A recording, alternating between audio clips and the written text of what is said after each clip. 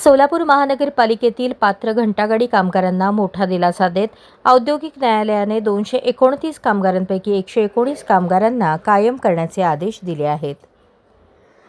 हा महत्त्वपूर्ण निर्णय गुरुवार 30 एप्रिल 2026 रोजी जाहीर झाला। निर्णयानंतर संबंधित कामगारांनी डॉ. आंबेडकर चौकात जल्लोष साजरा केला।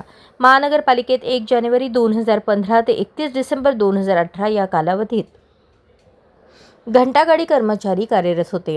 प्रशासनाने या कर्मचाऱ्यांना बेकायदेशीररित्या बडतर्फ केल्याचा आरोप करत कामगारांनी औद्योगिक न्यायालयात दावा दाखल केला होता। या प्रकरणी उच्च न्यायालयाने तपासणी करून निर्णय घेण्याचे निर्देश दिल्यानंतर औद्योगिक न्यायालयाने सविस्तर सुनावणी घेतली। न्यायालयाने सर्व पुरावे तपासून तसेच 119 कामगारांच्या प्रत्यक्ष मुलाखती घेऊन हा निर्णय घेतला। पात्र कामगारांची सेवा ज्येष्ठता यादी तयार करून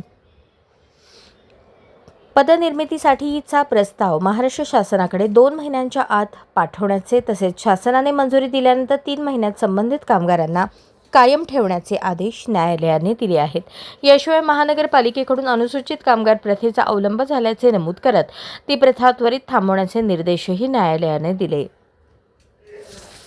या प्रकरणासाठी कामगार नेते श्रीशैल गायकवाड यांनी गेल्या 8 वर्षांपासून सातत्याने पाठपुरावा केला।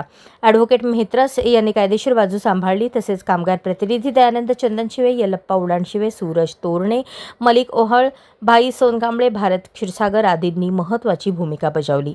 या निर्णयामुळे संबंधित कामगारांना मोठा दिलासा मिळाला असून त्यांच्या कायमस्वरूपी नोकरीचा मार्ग मोकळा झाला आहे। अशाच नवनवीन अपडेटसाठी जनता राज्य न्यूज चॅनलला सबस्क्राईब करा, लाईक करा आणि शेअर करायला विसरू नका।